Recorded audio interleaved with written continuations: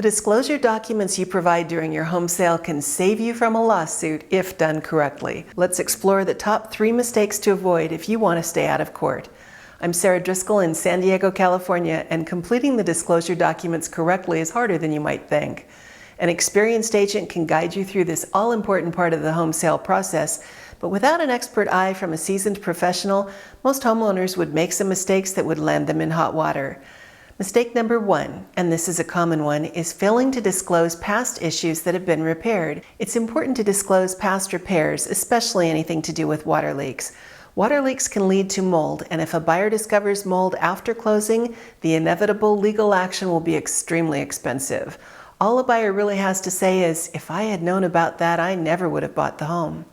Mistake 2, misrepresenting facts. In California, square footage is a common area where misrepresentation occurs.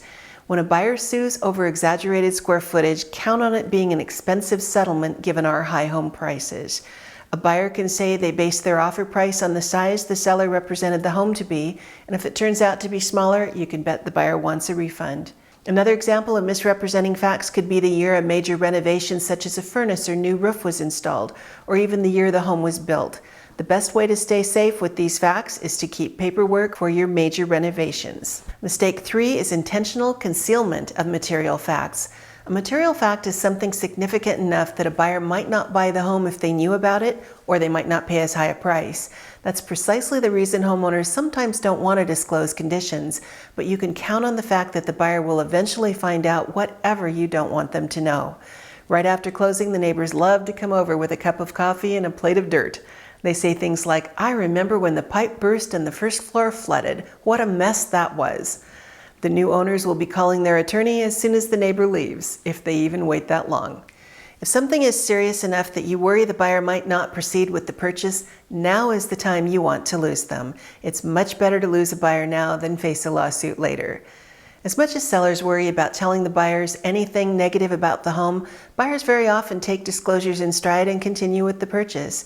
And I can assure you that no one has ever been sued for making too many disclosures.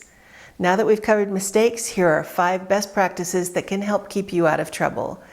Number 1, buyers sue over surprises. Take some time to really think of anything that the buyer would be upset about if they discovered it on their own after closing. Walk through your house and grounds to recall any past issues you've forgotten about once they were repaired.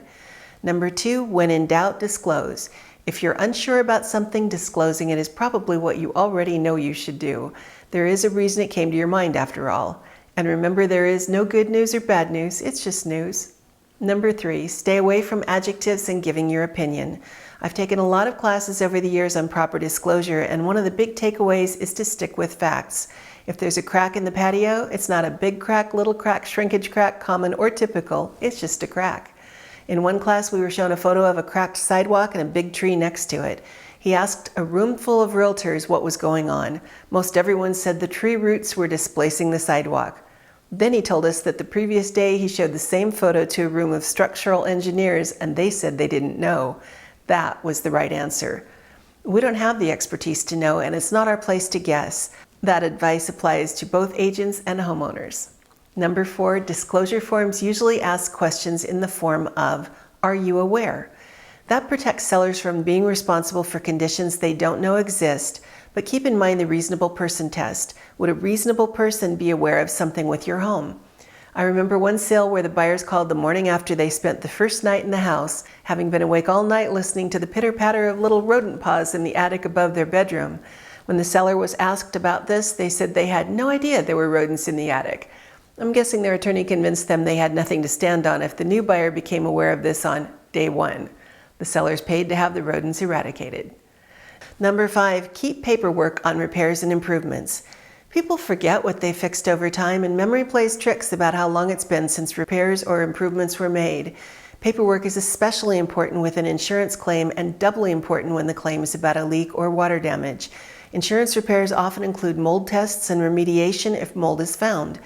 But as homeowners, we tend to trust the insurance company handled everything and we fail to get complete documentation of what was repaired. You may have to ask persistently.